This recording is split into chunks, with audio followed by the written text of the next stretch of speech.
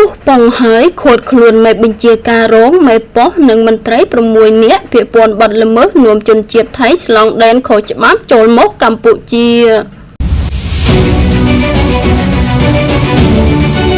យ៉ាងហោចណាស់មានមេបញ្ជាការរងវរៈសេនាទូតការពារព្រំដែន 8912 នាក់មេប៉ុស្តិ៍1នាក់មន្ត្រី3នាក់ត្រូវបានឃាត់ខ្លួនពាក់ព័ន្ធបទល្មើសនាំជនជាតិថៃឆ្លងដែនចូលមកកម្ពុជាដោយខុសច្បាប់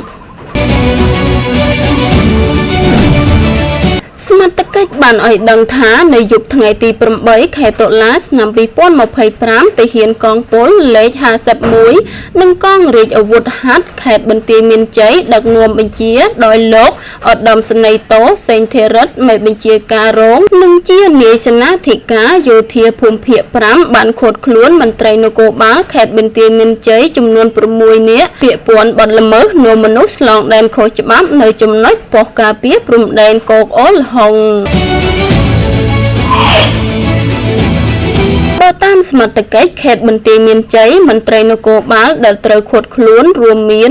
1. លោកវរៈស្នេហ៍ត្រីសុកសំអល់ហៅតង់តួនាទីមេបញ្ជាការរងវរៈសេនាទូតការពារព្រំដែន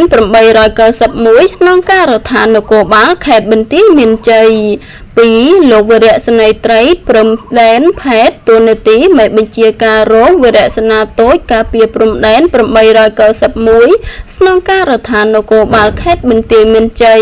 3. លោកវរៈសេនីយ៍ត្រីព្រំភូហៅងឹកតួនាទីមេប៉ុស្តិ៍នគរបាលការពារព្រំដែនកោកអូលហុងវរៈសេនាទូត 891 4. លោកពលបាលត្រីព្រំដុនតួនាទីមន្ត្រីវរៈសេនាទូត 891 5. លោកពលបាលត្រីកសេងទ្រីតួនាទីមន្ត្រីវរៈសេនាទូត 891 6. លោកអនុសេនីយ៍តូភូមិចម្រើនតួនាទីមន្ត្រីវរៈសេនាទូត 891 7. ឈ្មោះងឹកមិថុនាតួនាទីចុងភៅមិនពាក់ព័ន្ធ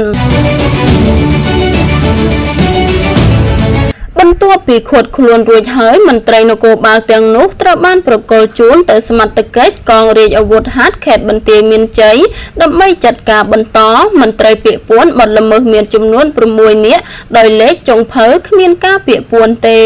មន្ត្រីជំនាញកងរាជអាវុធហត្ថខេត្តបន្ទាយមានជ័យកំពុងកសាងសំណុំរឿងដើម្បីបញ្ជូនទៅតុលាការចាត់ការតាមច្បាប់